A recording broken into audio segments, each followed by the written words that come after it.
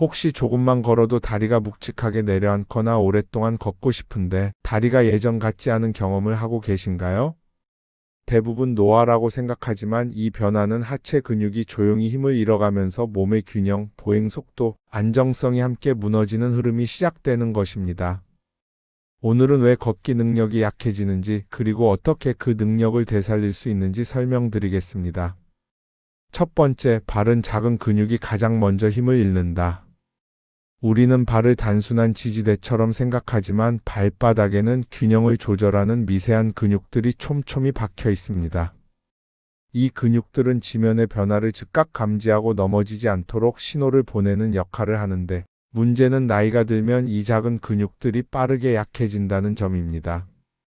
한 걸음을 내디딜 때마다 몸이 흔들리고 다리에 힘이 빠지는 느낌도 발가락이 땅을 제대로 누르지 못하기 때문에 발생합니다. 두 번째, 허벅지 근육은 걸음의 엔진이다. 우리 몸의 전체 근육 중 대부분이 배꼽 아래에 존재하고 그 중심이 바로 허벅지입니다. 이 근육은 몸을 앞으로 이동시키는 추진력을 만들어내며 계단을 오를 때는 체중의 2배 이상을 지탱합니다. 하지만 오랫동안 앉아있는 생활, 걷는 양의 감소, 반복되는 피로는 허벅지 근육을 빠르게 위축시키고 그 결과 걸음의 폭이 좁아지고 일어설 때 다리에 힘이 안 들어간다는 느낌이 나타납니다. 세 번째, 종아리의 탄성이 걷기 능력을 좌우한다. 종아리에는 두 겹의 근육이 겹쳐 있으며 이 근육들이 걷는 동안 혈액을 위로 끌어올리는 자연 펌프 역할을 합니다. 따라서 몸 전체의 순환은 종아리에서 시작된다고 해도 과언이 아닙니다. 그러나 이 근육이 굳어 있으면 혈액 흐름이 느려지고 발끝에서부터 무릎까지 피로감이 쉽게 쌓이게 됩니다. 또 종아리가 굳으면 걸음의 탄력을 잃게 만들어 걸음이 무겁다, 다리가 금방 지친다는 느낌을 유발합니다. 이처럼 걷기 능력을 떨어뜨리는 원인은 단순한 노화가 아니라 발, 허벅지, 종아리라는 세 부위가 서로 연결된 구조 속에서 약해지고 있기 때문입니다. 지금부터는 이 세 부위를 다시 살려내는 운동 방법 3가지를 설명드리겠습니다. 이 운동들은 모두 복잡하지 않지만 연구에서 꾸준히 보행 안정성, 근력, 균형 향상에 도움이 된다고 보고된 핵심 동작들입니다. 첫 번째, 발의 미세 근육을 깨우는 까치발 자극입니다. 발은 몸과 땅을 연결하는 구조물이고 발가락의 힘은 보행의 첫 신호가 됩니다. 그런데 나이가 들면 가장 먼저 약해지는 곳이 바로 발가락을 움직이는 작은 근육들입니다. 이 근육을 되살리는 가장 간단한 방법이 까치발 자극입니다.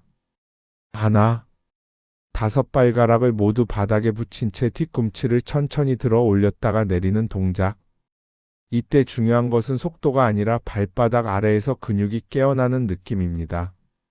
이 기본 자극만 꾸준히 반복해도 발이 땅을 더 단단하게 딛고 걸음의 흔들림이 줄어들 수 있습니다. 둘, 엄지발가락을 들고 나머지 발가락으로만 까치발하기. 이 동작은 균형을 정교하게 잡아주는 근육을 자극해 보행 안정성 향상에 도움이 됩니다. 처음에는 벽이나 의자에 손을 가볍게 올리고 시작하면 부담 없이 따라할 수 있습니다. 셋, 엄지발가락만 바닥에 두고 다른 발가락을 조금 들어 올린 상태에서 뒤꿈치를 들어 올리기. 이 자극은 발 안쪽 깊은 근육까지 사용하게 만들어 걷는 동안 체중이 더 안정적으로 실릴 수 있는 기반을 마련해 줍니다. 두 번째, 허벅지를 깨우는 와이드 스쿼트. 허벅지는 몸 전체에서 가장 큰 근육을 품고 있고 걸음의 추진력 대부분을 만들어냅니다. 하지만 오래 앉아있는 생활에서 가장 쉽게 약해지는 부위이기도 합니다. 이를 되살리는 가장 안전한 방법이 발을 넓게 벌린 와이드 스쿼트입니다. 발을 어깨 너비보다 넓게 두고 발끝을 자연스럽게 바깥쪽으로 향하게 둔 뒤 등을 세운 상태에서 천천히 앉았다 일어나는 동작을 반복합니다. 일반 스쿼트와 달리 무릎이 발끝보다 앞으로 나가도 괜찮아 균형 잡기가 쉽고 시니어에게 안전합니다. 이 동작은 허벅지 앞쪽과 엉덩이 근육을 동시에 자극해 걷기 시작할 때 다리가 앞으로 나아가는 힘을 되살리는 데 큰 도움이 됩니다. 처음에는 깊게 앉지 않아도 되고 10번만 반복해도 충분한 자극이 됩니다. 세 번째, 종아리의 탄성을 회복시키는 종아리 스트레칭. 종아리는 단순히 움직이기 위한 근육이 아니라 혈액을 끌어올리는 자연 펌프 역할도 합니다. 이 근육이 굳어 있으면 혈액 흐름이 느려져 다리가 쉽게 피로해지고 걸음이 무거워지는 느낌이 나타납니다. 종아리를 되살리는 방법은 아주 단순합니다.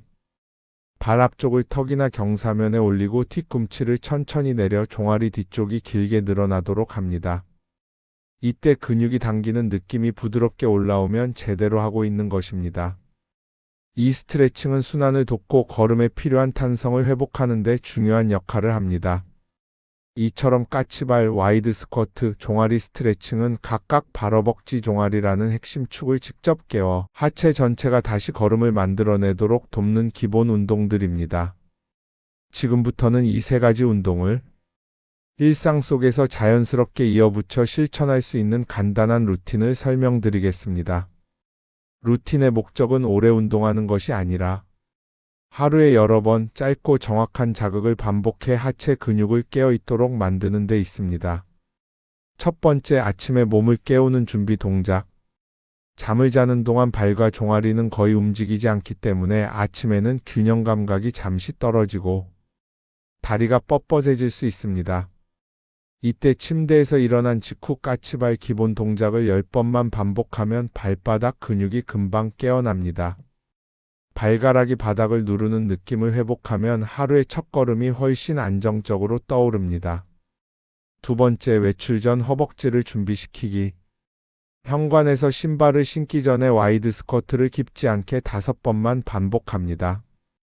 발을 넓게 두고 천천히 앉았다 일어나는 동작은 허벅지와 엉덩이, 근육을 동시에 활성화해 외출 시 걸음을 시작하는 속도가 한층 부드러워집니다.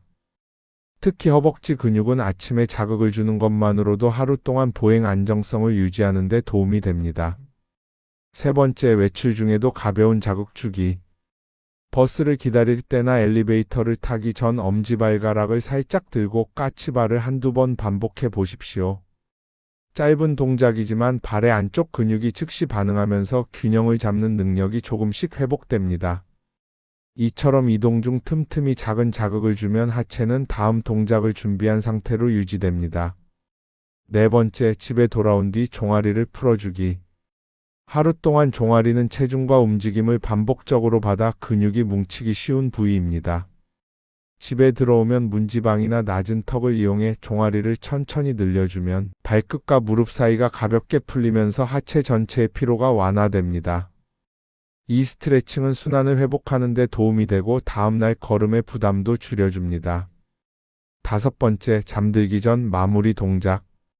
잠들기 전 와이드 스쿼트를 천천히 5번 반복하고 종아리를 다시 한번 부드럽게 늘려주면 하루 동안 쌓인 긴장이 누그러지고 다음날 아침의 움직임이 훨씬 편안해질 수 있습니다. 이처럼 아침 준비, 외출 전, 이동 중, 귀가 후, 잠들기 전까지 짧은 자극을 여러 번 나누어 주면 발, 허벅지, 종아리라는 세 부위는 끊기지 않는 신호를 받으며 기능을 회복하게 됩니다. 중요한 것은 동작의 완벽함이 아니라 하루에 여러 번 근육을 깨워주는 리듬입니다. 이 리듬이 쌓이면 걸음의 흔들림이 줄고 다리에 전해지는 무게감도 서서히 가벼워집니다. 지금부터는 이 운동 효과를 더 빠르게 끌어올리는 생활 습관 2가지를 설명드리겠습니다. 첫 번째, 수분을 충분히 유지하기. 근육은 대부분이 물로 이루어져 있고 수분 상태가 조금만 떨어져도 근육의 수축이완 능력이 영향을 받습니다. 특히 시니어는 갈증 신호가 둔해지는 경우가 많아 몸이 이미 탈수 상태에 가까워져 있을 때까지 마르다는 느낌을 못 느끼기도 합니다. 이때 근육은 탄력을 잃고 보행 속도와 균형도 함께 떨어지기 쉽습니다. 이 문제를 해결하는 가장 간단한 방법은 물을 한 번에 많이 마시는 것이 아니라 조금씩 자주 섭취하는 것입니다. 연구에서도 소량을 꾸준히 마시는 방식이 근육의 기능을 안정적으로 유지하는 데 도움이 된다고 보고합니다. 또 차가운 물보다 미지근한 물이 목 넘김이 부드러워 물 섭취가 어려운 분들에게도 부담이 덜합니다. 하루 동안 일정하게 물이 공급되면 근육은 부드럽게 움직일 수 있는 환경을 되찾고 운동 효과도 자연스럽게 강화됩니다. 두 번째 습관, 오래 앉아 있는 시간을 줄이기. 오래 앉아 있으면 허벅지와 종아리 근육은 거의 움직이지 못하고 혈액의 흐름이 느려지면서 근육은 스스로 기능을 낮추기 시작합니다. 의학계에서도 장시간 앉아 있는 생활이 보행 능력과 균형, 감각의 저하와 밀접하게 연관된다는 보고가 꾸준히 이어지고 있습니다.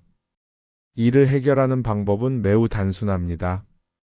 30분에 한 번씩 자리에서 일어나 한두 걸음만 걸어주는 것만으로도 혈액 흐름이 즉시 살아나고 근육이 활동 신호를 받기 시작합니다. 만약 이동이 어렵다면 앉은 자리에서 발끝을 들어 올리거나 까치발을 한두 번 반복하는 것만으로도 충분합니다. 중요한 것은 오래 움직이는 것이 아니라 근육이 나는 지금도 사용되고 있다는 신호를 끊기지 않게 받는 것입니다. 마지막으로 오늘 내용 전체를 실천 중심으로 간단하게 정리해 드리겠습니다. 첫 번째, 발의 작은 근육을 깨우는 까치발 자극. 5발가락으로 서는 기본 동작, 엄지발가락을 들고 하는 변형 동작, 그리고 엄지발가락만 바닥에 두고 올라가는 깊은 자극까지 3가지 방식은 각각 다른 근육을 활성화하며 발이 다시 땅을 단단히 누를 수 있는 힘을 만들어줍니다. 보행 안정성은 이 작은 근육들에서 출발합니다. 두 번째, 허벅지를 다시 중심 엔진으로 되돌리는 와이드 스쿼트. 발을 넓게 두고 천천히 앉았다 일어나는 이 동작은 균형을 잃기 쉬운 시니어에게도 안전하고 허벅지와 엉덩이라는 큰 근육을 자연스럽게 깨워냅니다. 걸음의 추진력은 결국 허벅지에서 나옵니다. 이 근육이 살아나야 다리가 다시 앞으로 나아갈 힘을 되찾습니다. 세 번째, 종아리의 탄성을 회복시키는 스트레칭. 발 앞쪽을 턱이나 경사면에 올리고 뒤꿈치를 내려 종아리 뒤쪽을 길게 늘려주는 단순한 동작이지만 혈액 흐름을 돕고 걸음의 가벼움을 되살리는 중요한 자극입니다. 종아리는 우리 몸의 순환을 끌어올리는 자연 펌프이기 때문에 이 부위가 부드러워질수록 하체 전체가 편안해집니다. 그리고 운동의 효과를 강화하는 생활 습관 2가지가 있었습니다. 첫째, 물을 조금씩 자주 마셔 근육이 움직일 수 있는 환경을 유지하는 것. 둘째, 오래 앉아 있는 시간을 줄이고 30분에 한 번씩 가볍게 움직여 근육의 신호를 끊기지 않게 만드는 것. 이 2가지는 운동과 함께 작용하며 하체 회복 속도를 분명하게 높여줍니다. 결국 중요한 것은 거창한 변화가 아니라 매일 반복되는 작은 자극입니다. 근육은 나이를 따지지 않습니다. 움직임을 받으면 반응하고 반응하면 다시 회복합니다. 오늘부터 단 몇 분만 실천해 보십시오. 걸음의 흔들림, 다리의 무게감, 균형의 불안정함이 조용히 그러나 분명하게 달라질 것입니다. 오늘 내용이 도움이 되셨다면 구독과 좋아요를 눌러주시면 제게 큰 힘이 됩니다. 그리고 댓글로 여러분의 다짐 한마디를 남겨주시면 여러분의 실천 의지가 더욱 단단해질 것입니다. 오늘의 작은 실천이 내일의 변화로 이어지길 응원합니다. 함께 해주셔서 감사합니다.